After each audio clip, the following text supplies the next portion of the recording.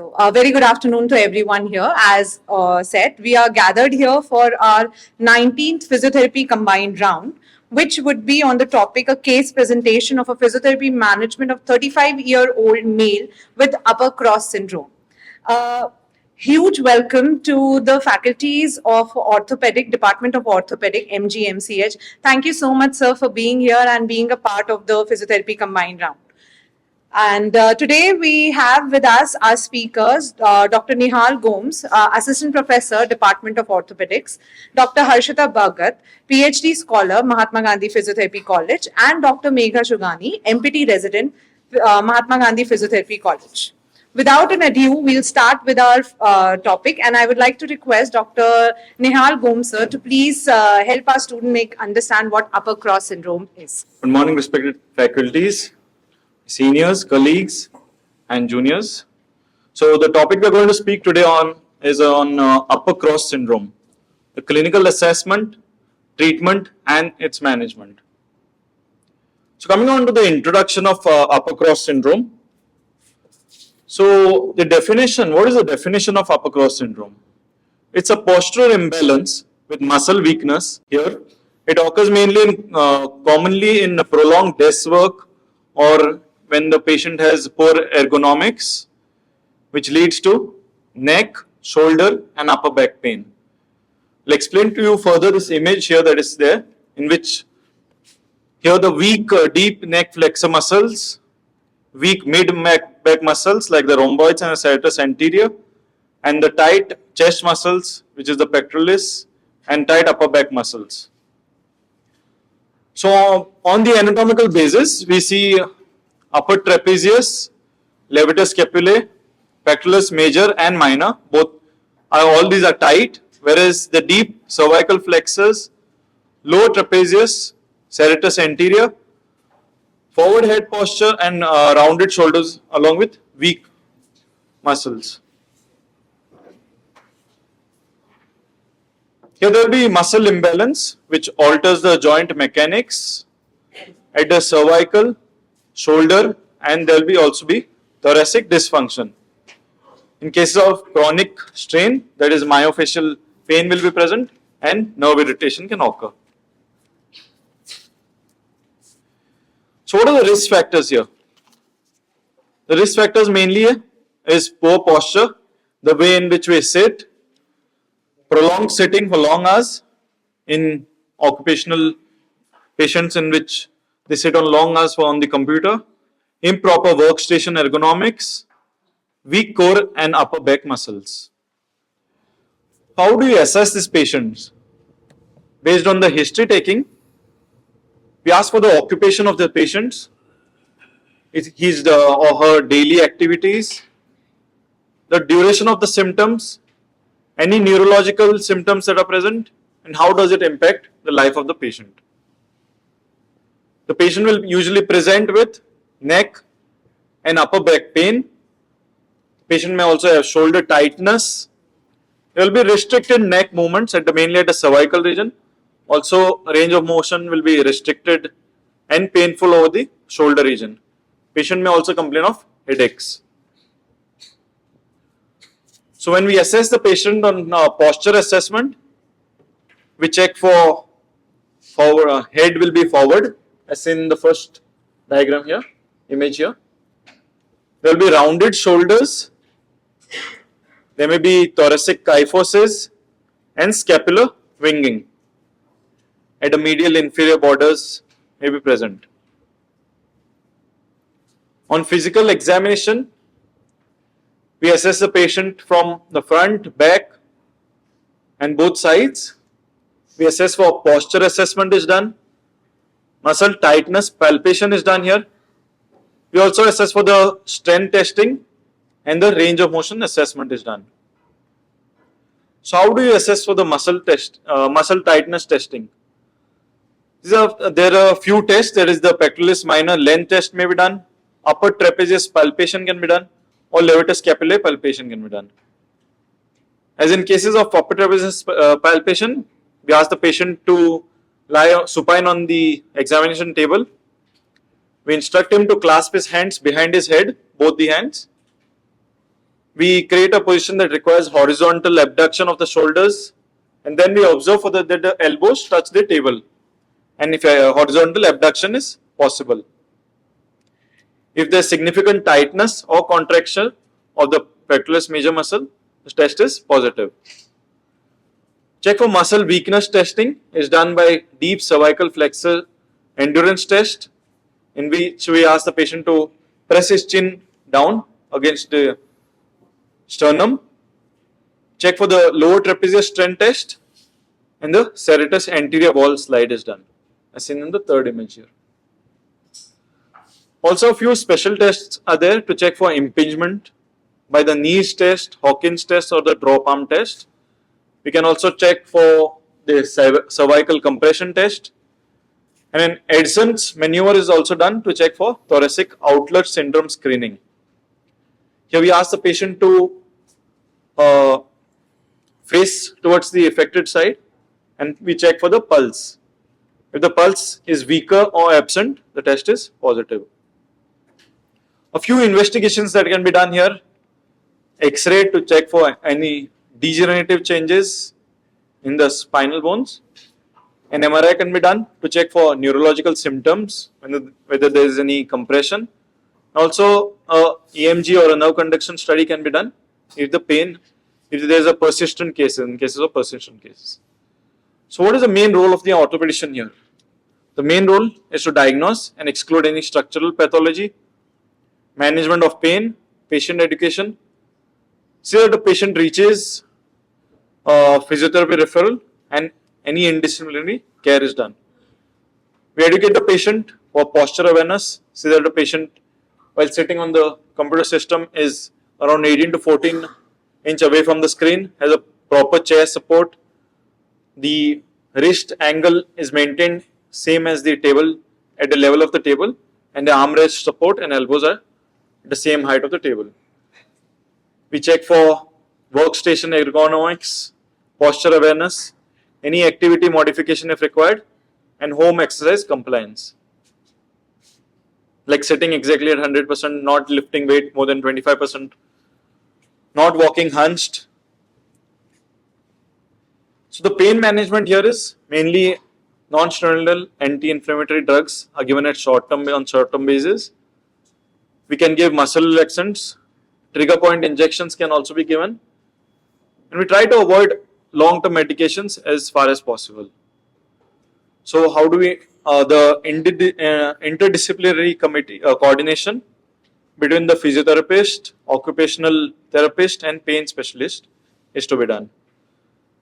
On follow-up cases, we reassess posture and symptoms, we reinforce posture habits, and we modify any exercise program required. What are the complications here? If the patient is untreated, the patient will have chronic pain, degenerative changes, he can come with nerve compression and a reduced quality of life. So coming on to summary of this upper cross syndrome, it is reversible. Here a main role of an orthopedician is to diagnose, manage pain and coordinate rehab, but here physiotherapy is the key. Thank you.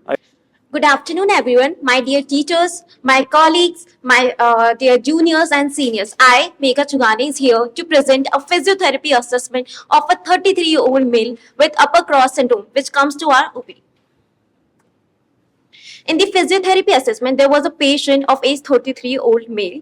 The assessment date was 7th August. So, walking on to the presenting complaints, the patient complained of pain, which is in cervical region since 4 weeks, and it was dull aching with stiffness around the neck and the shoulders. Then we asked for the numerical pain scale. On the scale of 10, he said it was 6th. That means it was into moderate to severe range, and it was aggravated during prolonged sitting, computer work, and relieved by rest. As the occupation, the patient was an IT technician, so it was a computer work all day. And when we asked for the patient that it was radiating or not, he said no, it was not radiating to his limbs. So when we take the history of present illness that he said, the patient complained of pain which was sudden onset or insidious onset with stiffness around the neck and that when aggravated with the shoulders pain also. The initially it was mild and then aggravated with prolonged work in the forward head posture. The pain was intermittent, dull aching and localized to cervical area. There was no history of trauma, fever, weight loss or neurological symptoms. In the past medical history, there was none of the significant history present. And when we asked for the personal history, he said that he have a sedentary lifestyle. Occupation involves long sitting and desk work. The medications he was taking was occasional analgesics. So on observation, we saw that the patient have a forward head posture, round shoulders, and increased thoracic kyphosis and scapular protraction. And there was no swelling visible or deformity present. So we went for palpation, and the palpation there was a tenderness, that was tightness over the upper traps, levator scapulae, and cervical paraspinals. The grade was grade 2. And then there was a muscle tightness in pectoralis major, minor, upper traps, and sternocleidomastoid. The muscle weakness there was in the deep cervical flexors, rhomboids, lower traps, and serratus anterior. There was no abnormal warmth present during the palpation. So when we did the examination, we checked for the range of motion. The range of motion of the cervical region was for flexion. The normal range is 0 to 45. So the patient range was 0 to 40 degree, which shows the mild tightness. So then we check for extension. The normal range was 0 to 45 degree. The patient range was 0 to 30 degree, which was slight, painful and restricted. Then we went for side flexion onto right side. The normal range is 0 to 45 and the patient range of motion was 0 to 35 degree. There was tightness onto the left side, feeling of tightness onto the left side that he felt during the right side flexion. In the side flexion of the left, which normal range is 0 to 45 degree, the patient range of motion was 0 to 32 degree. The tightness was onto the left side. During the rotation onto the right side, the normal range was 0 to 60 degree and the patient range of was 0 to 50 degree. There was a slight restriction. Then there was a rotation onto the left and the normal range is 0 to 60 degree and the patient range of motion was 0 to 48 degree and there was a slight restriction. During this shoulder range of motion, there was normal around and there was mild tightness present anteriorly due to pec tightness. So we check for neurological system if there is any chance of neurological symptom as the patient doesn't complain. So we check for the sensory examination. Upper limb dermatome that we check was C2, C3, C4, C5, C6, C7. Into those areas, we check for all the sensation. And they were, if for C2, we check for occipital region, back of the head, that was also intact. For C3, we check for the sides of neck, which was also intact. Then for C4, there was present on the top of shoulder, we check that was intact. C5, lateral arm, intact. And C6, lateral forearm and thumb, that was also intact. C7, middle finger, which was also intact. And C8 and T1, ring fingers and all, and middle arm was also intact. Then we check for the reflexes. Is there any reflex abnormality present? Then there was a biceps reflex C5 to C6, which was present and normal. Then we check for brachioradialis reflex, which is for nerve root C6, which was also normally present and not exaggerated, not diminished. And triceps reflex C7, which was also present. Then we check for the muscle power for the MMT grades and for deltoids it was normal. Biceps also it was normal, triceps normal and wrist flexors and extensors 5x5 normal and the intrinsic hand muscles was also normal. The main part here was the weak deep cervical flexors whose MMT was 3+, rhomboids also 3+, lower trapezius 4 and the serratus anterior 3+. The special test that we used to assess the patient was the Genders Epicross pattern, which was positive, as you can see for the patient. There was Sperling test that we did for the nerve root compression. Here you can see how we can check the Sperling test.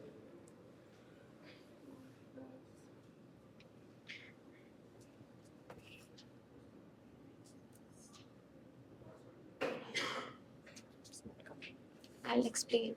So this is done for the neurological involvement that occurs in usually patients with cervical pain, but our patient don't have such, but still we check for that. And this physical examination, the first thing that we do is we apply for the axial compression directly first, as it is an aggravated test. So first we apply an axial compression, ask the patient that he or she is having symptoms or not. In the second stage, it has like we add extension, side bending, and rotation, and then give axial compression. As it is aggravated, we did it into 3 stages. Next is occiput to wall test. That is for forward head posture, and it was positive for the patient. The patient stands with heel buttocks against and back against the wall, and normally occiput touches the wall. But during forward head posture, there is a gap between occiput and wall, which indicates forward head posture. In the patient findings were 3 centimeter gap. During the functional assessment that we asked, the pain increased during prolonged computer and mobile usage, difficulty in maintaining upright sitting posture, discomfort in overhead reaching, and disturbed sleep posture occasionally. So our provisional diagnosis, that was upper cross syndrome, posture imbalance with cervical myofascial pain. The physiotherapy goals that we usually take short-term goal and long-term goal. The short-term goals are reduce neck pain, muscle spasm, to improve the cervical mobility and achieve muscle relaxations of the tight structure, that is upper traps, levator scapulae, sternocleidomastoid, and pectorals. Begin gentle activation of the weak muscle, that is deep cervical flexus and scapular stabilization. For the long-term goal, we restore the normal postural alignment, improve strength and endurance of the weak muscle, and to help patient to gain functional independence and prevent reoccurrence through posture re-education, ergonomic correction, and regular home exercise program. Thank you so much. Now I would like to call Dr. Harshita. We're going to assess the upper cross syndrome. Okay, so it is a postural imbalance in which forward head posture, rounded shoulders are present. It is more in the person who are having like more of screen time or sedentary lifestyle or a poor posture. So prolonged sitting, lack of physical activity, and improper ergonomics are the precipitating factors for upper cross syndrome. If we talk about symptoms, the patient complains of neck and shoulder pain, discomfort, headache, limited range of motion in cervical spine, postural deformities such as forward head posture, and thoracic kyphosis is also present. If we talk about diagnosis, sir has elaborated that how orthopedic assessment is going to be done, and Dr. Megha has described the assessment as a physiotherapist that we are going to be taken. Now we come for the treatment goals. So if we talk about the treatment goals, the short-term goal is to reduce neck pain and muscle spasm, to improve cervical mobility, to achieve muscle relaxation of the tight structure, which are upper traps, levator scapulae, SCM, and pectorals, and to activate the weak muscles, which are deep cervical flexor and scapular stabilizers. The long-term goals are to restore the normal postural alignment, improve strength and endurance of weak muscles, to gain functional independence, and to prevent reoccurrence through postural re-education, ergonomic correction, and regular home exercise program. So for pain relief, all of you know that many electrotherapeutic modalities such as IFT, ultrasound, they are available. Hydrocollateral packs are the modality which I have chosen for my patient. As heat therapy increases the blood flow, helps to reduce the muscle tension and relieves pain. So for 10 minutes in the cervical and upper back area, we have applied the hydrocollateral pack.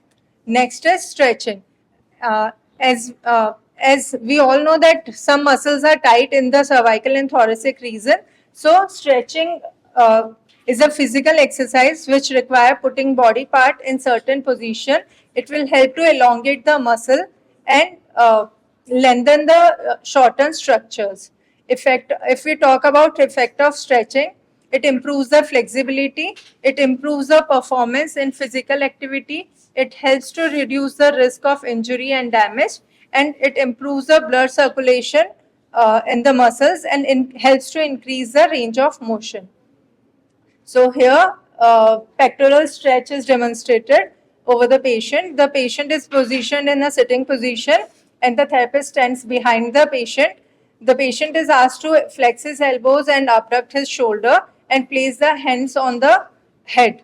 The therapist gently applies the pressure on the elbows of the patient to stretch the pectoral major muscle.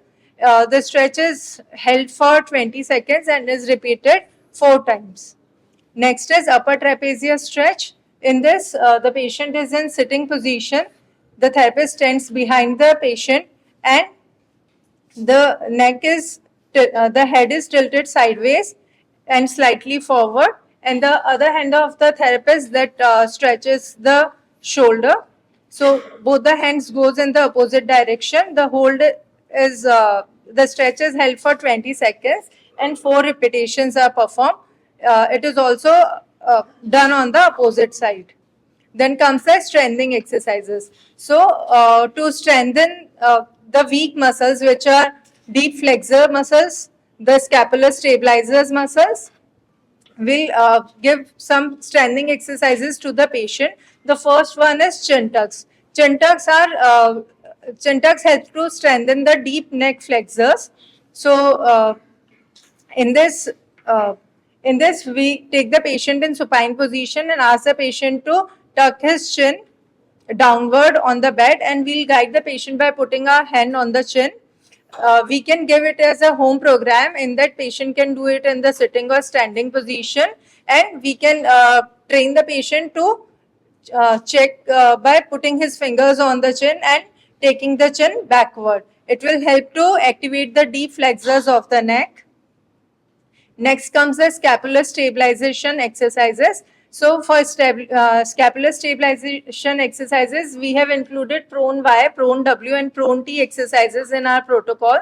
So prone Y, for this exercise, we'll take the patient in prone lying position. The hands of the, we'll instruct the patient to squeeze his shoulder blades and lift his hands off the bed and shoulders in abducted position. So it will resemble a Y. The patient thumb should point the ceiling and elbow should be straight during the exercise. The patient has to lift his arm slowly towards the ceiling and keep his shoulders squeezed, keep his scapula squeezed. This is to be held for 3 to 5 seconds and is to be repeated 5 times. Then next comes prone W exercise. In prone W exercise, the position will be same. The patient has to bend his elbows and the level of elbow should be below the shoulders. Now the patient has to lift his hands off the bed. The next exercise is prone T's. In prone T's, patient has to extend his elbows. The shoulders are in abducted position. The elbows are extended and patient has to lift his arms off the bed and hold this position for 5 seconds. Next is muscle energy technique. Muscle energy technique helps to restore the function of the muscles which are involved in upper cross syndrome. These are isometric contraction. These are active exercises which are to be done by the patient. So these are characterized by their ability to reduce hyperperformance and ease the forward head posture, making them superior to the conventional physiotherapy. They have been found to be more effective than conventional physiotherapy in improving pain and functional disability in people with mechanical neck pain. So for upper trapezius, this is the position. The patient will be in supine position. We'll support the head of the patient. The therapist will stand by the side of the bed and the head is to be bent away from the affected side. The therapist standing behind the patient stabilizes the shoulder with one hand and placing the other hand on the ear area of the same side of the head. The therapist then apply a controlled stretch by gently moving the shoulder and head in opposite direction. The patient is instructed to perform light resisted contraction. It should not be very strong. You have to guide the patient that only 20% of the maximum pressure is to be applied. This contraction is held for 8 to 10 seconds and it is repeated for 4 times. The next is sternocleidomastoid muscle. In SCM muscle, the MET is given. The head is to be rotated and tilted to the other side, and the same isometric contraction is done by the patient and held for 8 to 10 seconds. Now for levator scapulae muscle, the levator scapulae muscles are elevator of the scapulae. So by one hand we'll give a slight stretch by pushing the shoulder down, and we'll held the head and ask the patient to lift the shoulder slightly upward and hold the contraction for 8 to 10 seconds. So these are the exercises which we have included. For posture correction strategies, as sir has suggested, we have to guide the patient for the ergonomic setup. We have to make him aware about his posture, and patient should be instructed to take regular breaks in between, as if someone is doing a 8-hour shift, they should take regular breaks and do movements in between to avoid the prolonged side effects of prolonged sitting and working on a computer. So as you can see in this diagram, this is the poor posture which leads to upper cross syndrome. And if someone is sitting, we can correct the posture by giving them proper backrest. The level of the arm should be, the level of the hands and wrist should be at the level of table, and the screen should be at the level of eyes. The feet should be properly supported on the floor. In the next standing position, the level of the eye should be at the level of screen, so it will help to keep the spine straight and helps to keep the muscle balance in a proper function. Now comes a home exercise program. So we can give, as we discussed, stretchings to the patient. So patient can do self-stretching of upper trapezius, levator scapulae muscle, and we can give him chin tucks, and all the exercises for scapular stabilization he can do by himself at home. If we re-evaluate our patient, so in the re-evaluation, as the VAS scale was 6 previously, it is reduced to 2. The cervical range of motion for flexion, it was 0 to 45 degree, extension was 0 to 40 degree. It is still limited, the ranges are limited because the patient need to come for follow-up, and it is not a one-time treatment. The patient has to follow the home exercise program, the posture correction guidelines properly to maintain all the normal ranges.